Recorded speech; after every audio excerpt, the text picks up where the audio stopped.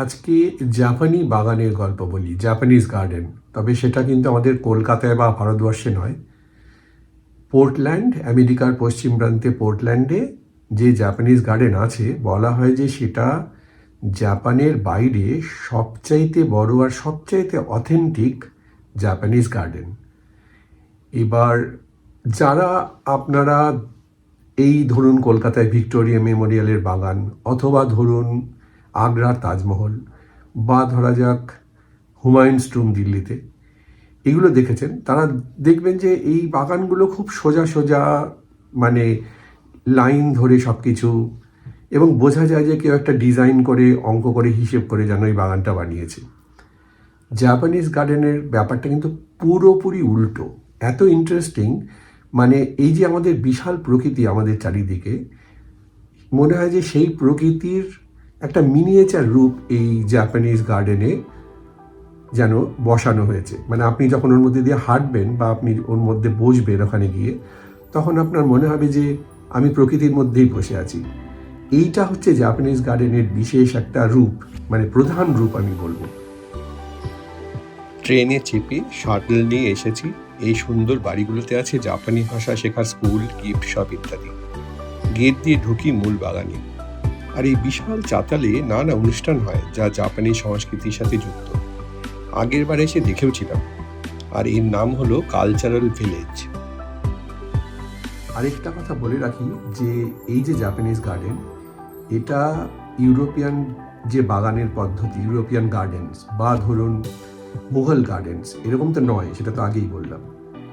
কিন্তু আমরা যে সমস্ত বাড়িতে যে বাগান করি, বা ধরুন এই যে ফার্ম হাউস বা বড় বড় জায়গায় পার্ক টার্কে আমরা যে বাগান করি, সচরাচর সেগুলো কোনোটাই কিন্তু জাপানিজ গার্ডেনের মতো নয়। কারণ জাপানিজ গার্ডেনের ডিজাইনের পিছনে বিশাল দর্শন কাজ করে, প্রচুর সিম্বলিজম আছে, যেগুলো আমি পরে বলছি। আর এই বাগান তৈরি হয় মেনলি এমনভাবে যে আপনি ওখানে গিয়ে মেডিটেট করতে পারেন, একা নিজের সাথে নিজে বসে আপনি সময় কাটাতে পারেন, আপনার কানের কাছে জলের আওয়াজ, পাখি ঘুরে বেড়াচ্ছে, এরকম। যেমনটা বলেছি আগে, প্রতীক বা সিম্বলিজমের কথা, জাপানি বাগানে জল শুধু বাগান সাজানোর উপাদান কিন্তু নয়। বয়ে যাওয়া সময়, প্রকৃতির সজীবতা আর শুদ্ধতার প্রতীক হলো এই জল। জলের ব্যবহার এক্সটেন্সিভলি হয়, আর হয় তিনভাবে: পুকুর, পাথর কেটে বয়ে যাওয়া ছোট্ট নদী, আর ঝর্ণা। আর এই সবগুলোই প্রকৃতির মিনিয়েচার রূপে হয়ে থাকে। আর ওই যে ঝর্ণা, ছোট্ট সুন্দর অপূর্ব শব্দ, আর জলের মাঝে ওই যে পাথর, সেটা ছোট্ট পাহাড় বা দ্বীপের মতো দেখতে, এ হলো বহমান সময়ের মধ্যে স্থায়িত্বের প্রতীক, আবার সেই সিম্বলিজম। জাপানি বাগান কিন্তু অনেক রকম হয়, যেমন Zen garden, tea garden, strolling garden, courtyard garden, এইসব। পোর্টল্যান্ডের এই বাগানে সব রকমই আছে। জাপানের সংস্কৃতিতে বাগান খুব ইম্পর্ট্যান্ট একটা ব্যাপার। চীন দেশ থেকে এই ধারা প্রথমে চলে এসেছিল। কনফুসিয়াস, বুদ্ধ, এদের শিক্ষার প্রভাব এই বাগানে খুব বেশি করে দেখা যায়। এই পুকুরের নাম হলো কই পন্ড। আমাদের বাঙালিদের কই মাছ নয় কিন্তু, এই মাছের আসল নাম হলো নিশিকো গই। রঙিন এই মাছ প্রায় ৩৫ বছর বাঁচে, স্রোতের উল্টো দিকে অনায়াসে যেতে পারে।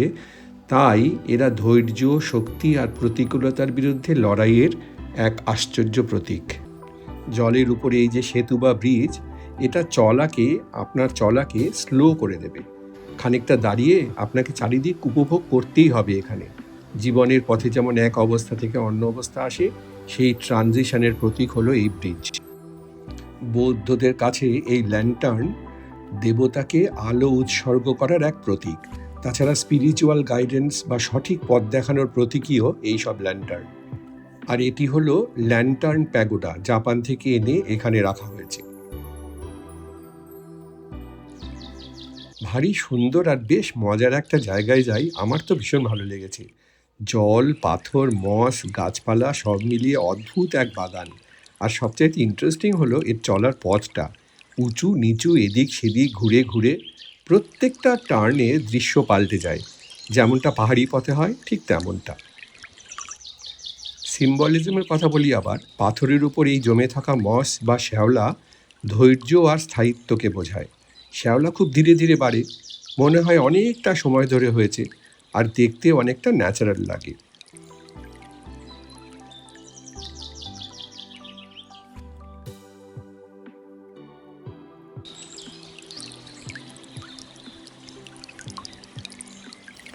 এ হলো জাপানি সংস্কৃতির খুব অবিচ্ছেদ্য এক অঙ্গ, টি হাউস।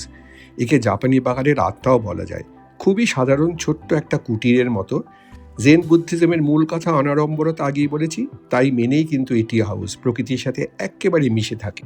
শেষ করি জেন গার্ডেনের কথা বলে। জেন বুদ্ধিজম তো অনেকেই হয়তো জানেন যে এর আসল কথা হচ্ছে শূন্যতা। জেন শব্দটা হয়তো ধ্যান শব্দ থেকে এসছে। তো এর মূল কথা হলো একদম কোনো রকম ধর্মগ্রন্থ নেই, কোনো গুরু নেই, কোনো দেবদেবী নেই, কোনো রকম ধর্মীয় আড়ম্বর নেই। এক মনে এক জায়গায় নিজের সাথে নিজে বসে আত্মোপলব্ধি করা, আর ওই যাকে বলে পরম সত্য, সেইটা লাভ করার যে চেষ্টা, এক জায়গায় চুপ করে বসে, সেটাই হলো জেন ধর্ম বা জেন বুদ্ধিজমের মূল কথা। তো এই কনসেপ্টের উপর বেস করেই একটা বাগান তৈরি হয়, যেটাকে বলে জেন গার্ডেন। সেইটা এবার আমরা দেখব।